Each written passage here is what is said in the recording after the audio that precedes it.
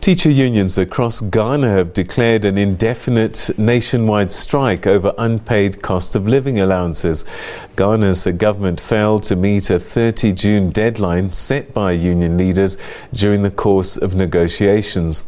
The demand for a 20% cost of living allowance is essential to cushion teachers from biting economic hardship, with the country's inflation at its highest level in 18 years.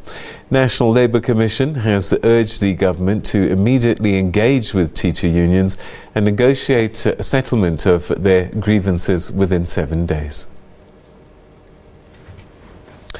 Meanwhile, hundreds of Ghanaians took to the streets last week to protest against rising food prices and the high cost of living. 29 people were arrested during the first day of those protests after a clash with the police. The government is now seeking a bailout from the International Monetary Fund to try and deal with its economic challenges. For the latest, we're now joined by Ghanaian journalist Elvis Darko. Elvis, thanks very much indeed for joining us, and welcome. Good to talk to you again. Thanks for having me. All right, so it looks as if people's pockets are in deep, deep trouble. Inflation is biting, and this is something that's hitting the whole world, but Ghanaians certainly feeling the punch. Let's start with the strikes that people showed last week on the streets against high food prices in particular. What motivated that to get people on the streets? Ghanaians are known for their restraint normally, so to see Ghanaians on the streets is quite unusual for some of us on the outside looking in. It's very true that Ghanaians hardly go on demonstrations of that nature, but the current circumstances in the country in terms of the economy, as you rightly said, it's a global phenomenon, and Ghanaians are also feeling the pinch very, very hard, especially when the country is largely import dependent. And therefore, the crisis in the world in terms of COVID, in terms of Russia-Ukraine, supply chain difficulties, rise in shipping charges have all led to astronomical rise in the price of commodities on the market. And even local staples are quite expensive these days. And therefore, it's making life difficult for many Ghanaians. And that has forced many people to, on daily basis, call radio stations and many places to complain about the rising cost of living and wanted the government to do something about it. And since we are in a liberalized economy, it's just not that feasible for government to intervene in prices. There's no price control, and therefore it's difficult for government to intervene. So people decided to hit the street to tell the government that, look, it's getting difficult because we have a deregularized market in terms of petroleum products. And as a country, we do not refine our crude oil. We export the crude oil while we import finished products into this country.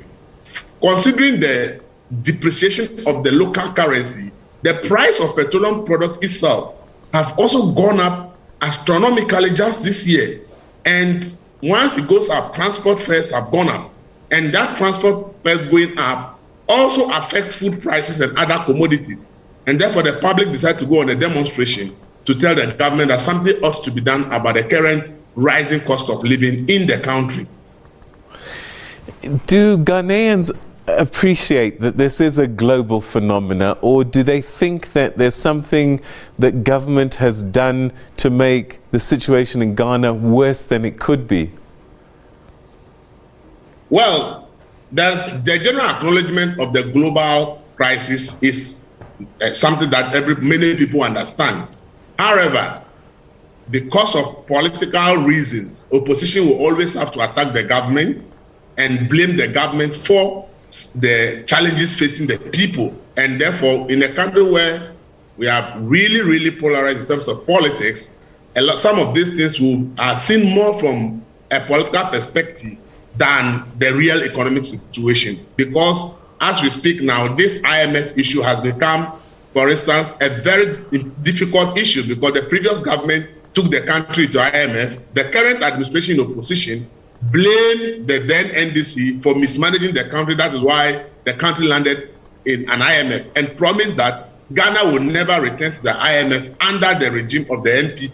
And here is the case, we are now going back to the IMF. So then the opposition also find voice to say that, well, these are the very people who said Ghana will never go to IMF. And then why are we going to IMF? It also means that they have also mismanaged the economy. That is why the country is going to the IMF. So though there is this general understanding that the globe is having a crisis, some think that there could be government intervention in some situations. For instance, if they compare fuel prices in Ghana to Nigeria, they just will not understand why fuel is selling less in Nigeria than Ghana. And the difference is simple. Nigeria is not with a full deregulated regime, and therefore Nigeria is running subsidies on fuel.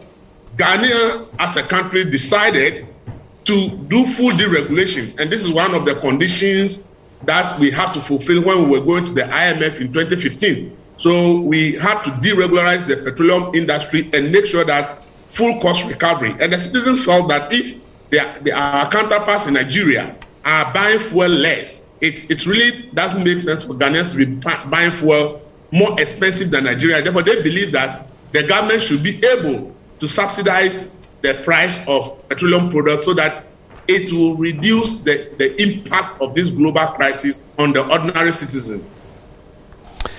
All right, so now we're seeing the teachers go on strike. I guess this really is an extension of what we saw last week, with people generally upset with the rising prices. What is it about the teachers that they're bringing to the table that's different to most citizens? Well, in Ghana, every year the government negotiates with the trade unions about salary increments for public sector workers. And as a result of COVID, the negotiation that was held last year decided that salaries should go up by 4% for 2020 and 7% for 2021. And this agreement was reached, but some labor unions were not happy about it. So there was this disagreement over why the increment was less than the inflation rate.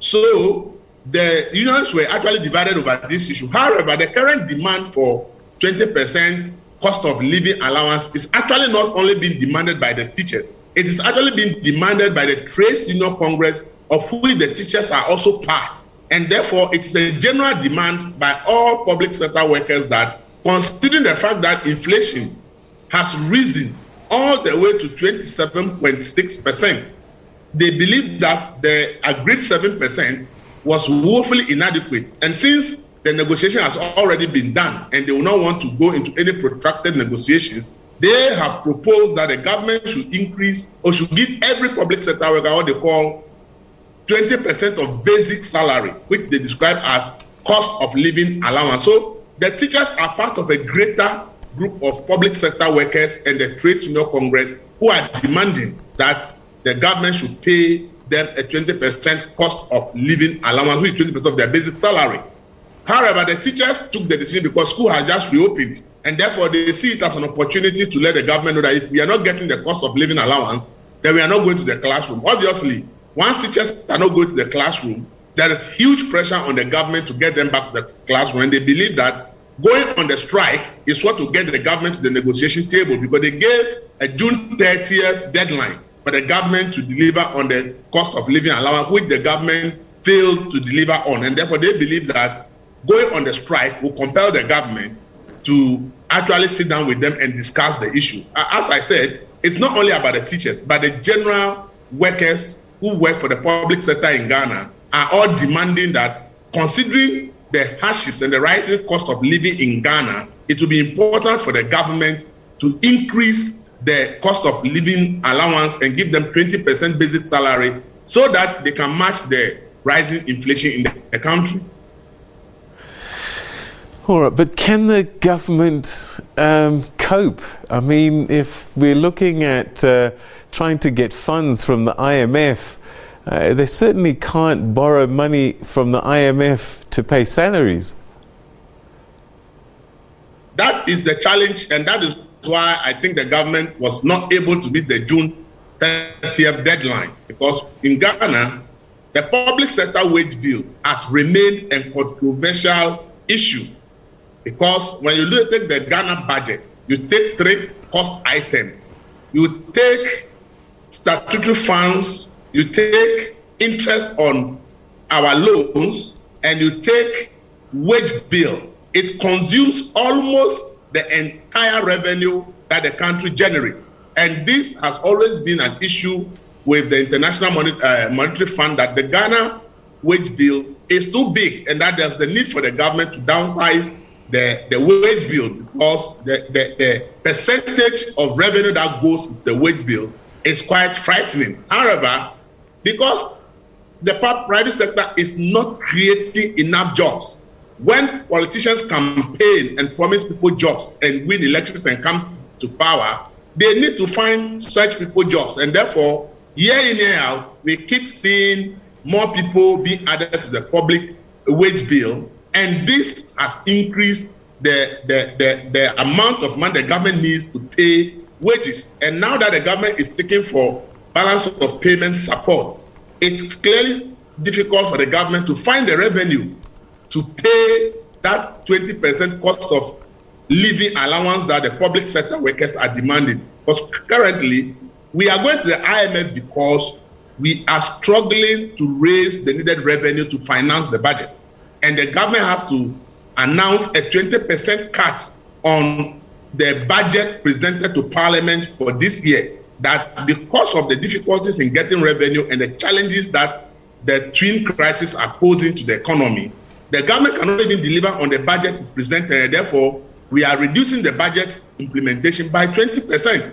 And therefore, if this is the situation, you can understand the difficulty the government finds itself in terms of finding revenue to be able to implement the budget, let alone go and pay a 20% increment in basic salary for all public sector workers in this country. It's going to be a very difficult thing for the government to achieve if they really, the 20% demand remains and the workers refuse to change their position. Then this strike is likely to be a long strike, because if they decide not to return to work because government cannot pay the 20%, the truth is that the government will find it difficult to find that money to pay, and therefore we may not see teachers back in the classroom anytime soon. All right, my dear brother, we're going to have to leave it there. Who would want to be the president of Ghana right now? Thanks so much. Medasi.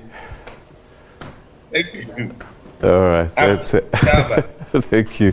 Elvis Darko, who's a journalist in Ghana, speaking to us about the situation in terms of salaries of public servants causing a strike led by teachers this week.